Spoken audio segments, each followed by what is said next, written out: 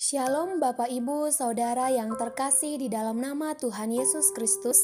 Kita bersyukur untuk kasih setia Tuhan dalam kehidupan kita yang senantiasa memberkati dan memelihara hidup kita.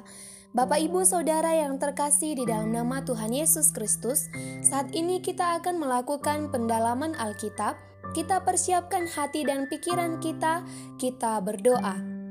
Bapa kami yang bertahta di dalam kerajaan sorga, kami bersyukur untuk kasih setiamu dalam hidup kami. Engkau senantiasa memelihara, menjaga, dan melindungi kami di setiap waktu. Kami bersyukur untuk kasih-Mu yang begitu besar. Kami bersyukur untuk pengorbananmu yang menyelamatkan kami. Tuhan Yesus, pada saat ini kami akan melakukan pendalaman Alkitab. Roh Kudus mengurapi kami, Roh Kudus menolong kami untuk mengerti dan memahami kebenaran firman-Mu dan melakukannya di dalam kehidupan kami. Terpujilah Engkau Bapa di sorga, hanya di dalam nama Tuhan Yesus Kristus kami berdoa dan mengucap syukur kepada Bapa di sorga. Haleluya, amin. Bapak Ibu Saudara yang terkasih di dalam nama Tuhan Yesus Kristus, tema pendalaman Alkitab kita pada saat ini adalah Tuhan Yesus berkuasa menyelamatkan dalam kitab Obadya. Arti nama Obadya adalah hamba Tuhan. Obadya adalah seorang nabi.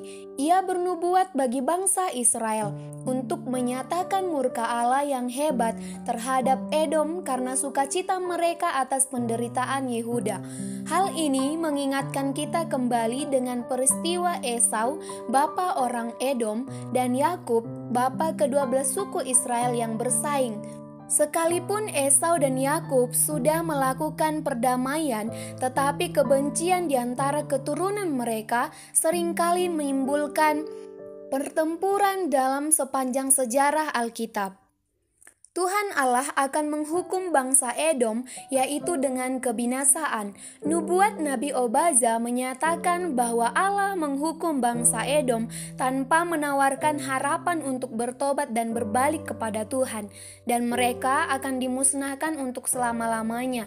Sedangkan bangsa Yehuda akan mendapatkan kebebasan ataupun keselamatan dari Tuhan Allah. Jika peristiwa Yakub dan Esau mengingatkan kita akan persaingan, hal itu dilanjutkan juga dengan berita pengharapan di dalam Allah.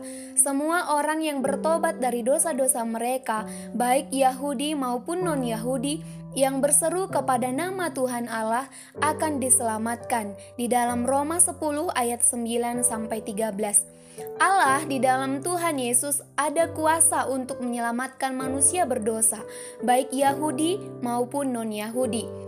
Sebab kasih Allah kepada semua orang yang berdosa, Tuhan Yesus diberikan oleh Allah Bapa yang di sorga kuasa untuk mengalahkan dunia yang penuh dengan dosa. Sehingga Tuhan Yesus berkuasa atas umat manusia, berkuasa untuk menyelamatkan manusia berdosa, sehingga tidak binasa melainkan beroleh hidup yang kekal di sorga, di tempat yang indah, tanpa air mata, tanpa duka nestapa, tetapi yang ada adalah damai, sukacita besar, kasih, dan sebagainya. Di dalam pendalaman Alkitab pada saat ini, ada beberapa pertanyaan yang perlu kita jawab. Yang pertama, Tuhan Yesus berkuasa menyelamatkan, tetapi bagaimana dengan orang jahat atau orang yang tidak percaya? Apakah Tuhan Yesus menyelamatkannya? Tuhan Yesus menyelamatkan orang-orang yang mau bertobat, meninggalkan dosa, dan berbalik kepada Tuhan Yesus yang merupakan kebenaran, tetapi akan membinasakan mereka yang tidak percaya kepada Tuhan Yesus Kristus yang kesukaannya adalah dosa. Sebab dosa sumbernya adalah iblis, sehingga iblis dan para pengikutnya, orang-orang jahat dan orang-orang yang tidak percaya akan bersama-sama dibinasakan. Di dalam 1 Yohanes 3 ayat 8. Barang siapa yang tetap berbuat dosa berasal dari iblis, sebab iblis berbuat dosa dari mulanya. Untuk inilah anak Allah menyatakan dirinya, yaitu supaya ia membinasakan perbuatan-perbuatan iblis itu. Pertanyaan yang kedua, di dalam keselamatan yang Tuhan Yesus berikan, Apa yang harus dilakukan oleh orang yang sudah memperoleh keselamatan? Yang dilakukan oleh seorang yang sudah memperoleh kuasa keselamatan Tuhan Yesus adalah dapat dan mampu menerima seorang akan yang lain. Artinya kita menerima seseorang apa adanya, walaupun dia adalah orang yang sering melakukan kejahatan dan dosa. Kita harus menerimanya dengan arti kita membawa dia, menuntun dan membimbing dia ke dalam kebenaran, sabar dalam mendoakan dan menantikan pertobatannya. Sama seperti Tuhan Yesus Kristus yang sudah menerima kita apa adanya di dalam Roma 15 ayat yang ke-7. Sebab itu, terimalah satu akan yang lain, sama seperti Kristus juga telah menerima kita untuk kemuliaan Allah. Pertanyaan yang ketiga, apa bukti bahwa Tuhan Yesus tidak hanya menyelamatkan bangsa Yahudi? Bukti bahwa Tuhan Yesus menyelamatkan semua bangsa, yakni firman Allah memerintahkan bersukacitalah bangsa-bangsa. Artinya setiap bangsa bersukacita merasakan pengharapan di dalam Tuhan Yesus, yakni keselamatan yang Tuhan Yesus berikan kepada semua orang tanpa memandang ras, suku, bangsa, dan bahasa di dalam Roma 15 ayat 10-11. Dan selanjutnya, bersukacitalah hai bangsa-bangsa dengan umatnya, dan lagi, pujilah Tuhan hai kamu semua bangsa-bangsa, dan biarlah segala suku bangsa memuji Dia. Dan juga kita boleh lihat di dalam Yohanes 3 ayat yang ke-16 yang mengatakan bahwa Tuhan Yesus mati untuk dunia ini, berkorban untuk dunia ini, bukan hanya untuk bangsa Yahudi. Pertanyaan yang keempat, melalui siapa Tuhan Allah memberikan janji sehingga semua bangsa-bangsa memperoleh pengharapan atau keselamatan di dalam Tuhan Yesus, yaitu melalui Abraham yang merupakan bapa orang yang beriman. Janji kepada Abrahamlah yang menyatakan bahwa setiap orang yang beriman ataupun yang percaya kepada Tuhan Yesus akan diselamatkan. Pertanyaan yang kelima, di dalam keselamatan yang Tuhan Yesus berikan, apakah memandang besar dan kecilnya dosa? Tuhan Yesus tidak memandang besar dan kecilnya dosa seseorang, sebab dosa itu sama di hadapan Tuhan Allah. Terbukti ketika Paulus bertobat meninggalkan jalannya yang bejat dan jahat. Tuhan Yesus tidak memandang seberapa besar dosa dan pelanggarannya di hadapan Allah. Tuhan Yesus tetap mengasihi Paulus dan tetap memberikan keselamatan bagi Paulus. Kita boleh lihat di dalam 1 Timotius 1 ayat yang ke-15. Pertanyaan yang keenam, apakah Tuhan Yesus menyelamatkan manusia karena manusia berbuat baik? Tuhan Yesus menyelamatkan manusia bukan berdasar perbuatan-perbuatan baik manusia kepada Tuhan Yesus.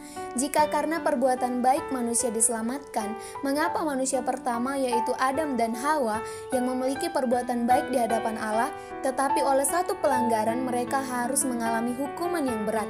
Ini artinya bahwa perbuatan manusia yang baik tidak dapat menyelamatkan manusia yang berdosa.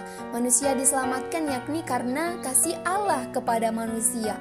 Allah tidak mengingini manusia binasa dan dihukum di dalam penghukuman yang kekal, sehingga Allah mengutus Tuhan Yesus ke dunia untuk menyelamatkan manusia yang berdosa. Kita juga boleh lihat di dalam 2 Timotius 1 ayat yang ke-9.